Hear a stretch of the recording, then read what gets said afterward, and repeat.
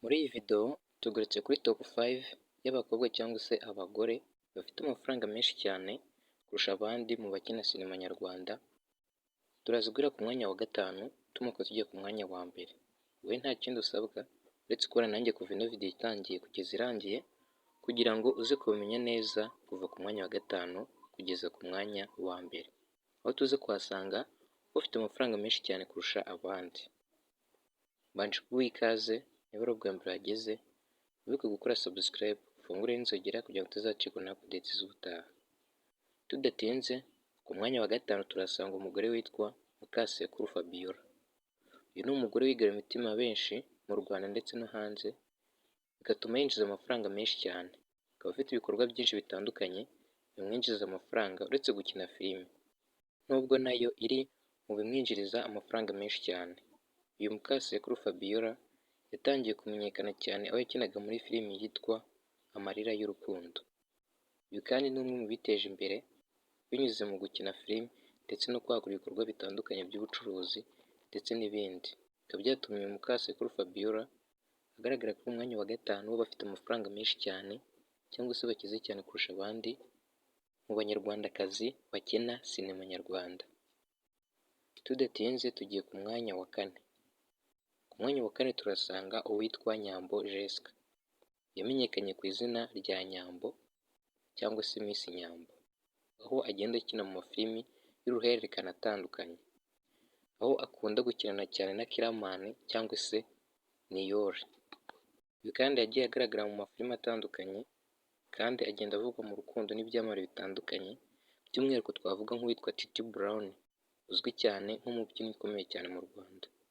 Ibi byatumye uyu Nyambo akomeza kwamamara ndetse no kwinjiza amafaranga menshi cyane ku mbuga nkoranyambaga.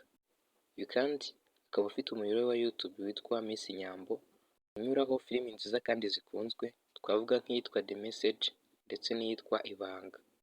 Urumva ko Nyambo yinjiza amafaranga menshi cyane, bikaba byatumye agaragara kuri umwanya wa kane w'abanyarwandakazi bafite amafaranga menshi cyane kurusha abandi mu bakina sinema nyarwanda.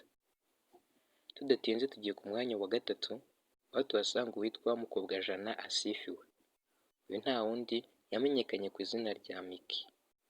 Uyu akaba nawe azwi muri filimi zitandukanye cyane kandi zagiye zikundwa, aho yakunze kugaragara akinana n'uwitwa Regis, aho banyuzaga video zabo ku miyoboro ya YouTube wa Regis witwa Regis Kids. Uyu Mukobwajana Asifiwe cyangwa se Miki yakomeje kwiga imitima y'abatari bakeya bituma yinjiza amafaranga menshi cyane binyuze kuri social media platforms akoresha. Uyu kandi nawe yaje kwishingira umuyoboro wa YouTube witwa Miki TV Show, anyuraho filimi zitandukanye kandi agiye amenyekana muri filimi zitandukanye twavuga nk'iyitwa My Daughter.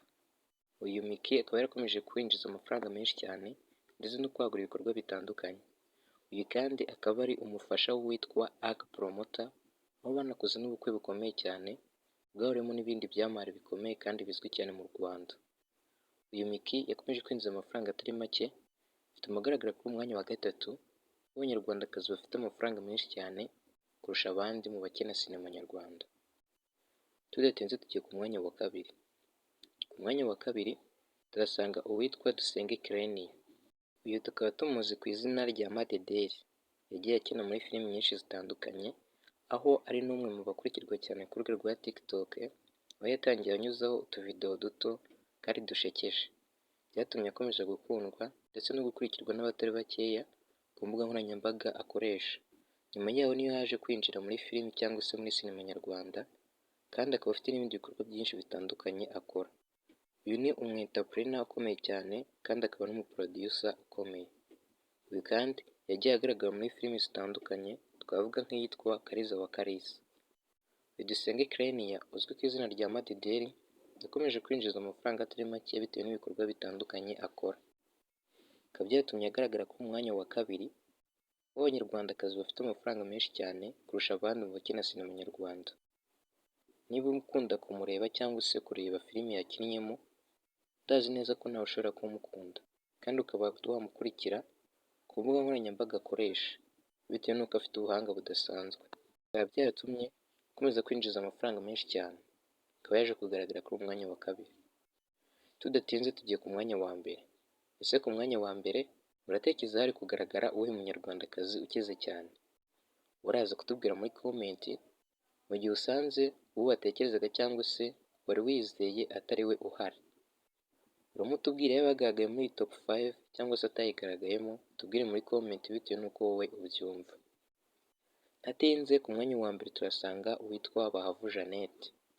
Uyu ni umukinnyi ukomeye cyane kandi winjirizwa agatubutse na sinema nyarwanda. Uyu Bahavu Jeannette ni umwe mu bakunzwe cyane bitewe n'uko akora imirimo cyangwa se akazi kenshi kandi gatandukanye. Uyu ahugura urubyiruko, akaba ari umukinnyi wa filimi kandi akaba akora n'umurimo w'ubuvugabutumwa. Yagiye agaragara muri filimi nyinshi zitandukanye kandi zakunzwe, twavuga nk'iyitwa City Maid. Niba warayirebye nawe ndazi neza ko wayikunze bitewe n'uko ari filimi nziza cyane. Kandi akaba avuga ubutumwa, benshi bemera ko kandi bavuga ko ari umuvugabutumwa mwiza cyane. Ni umubwiriza mwiza. Bikaba byatumye Bahavu Jeannette akomeza kwigana imitima ya benshi ndetse no gukurikirwa kuri social media platforms zitandukanye akoresha. Ikindi wamenya kuri Bahavu Jeannette ni uko afite umutware we witwa Ndayirukiye Fureri, bivuze ko ari umugabo we. Uyu kandi bakomeje gufatanya mu kuzamura ubukungu bwabo n'iterambere. Bakaba bafite amafaranga menshi cyane.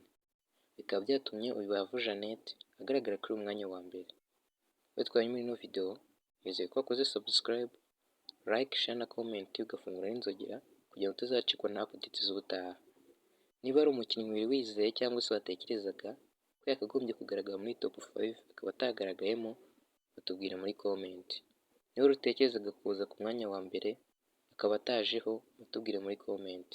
Kandi tubwire ko ino video wayibonye ndetse utange n'igitekerezo cyawe.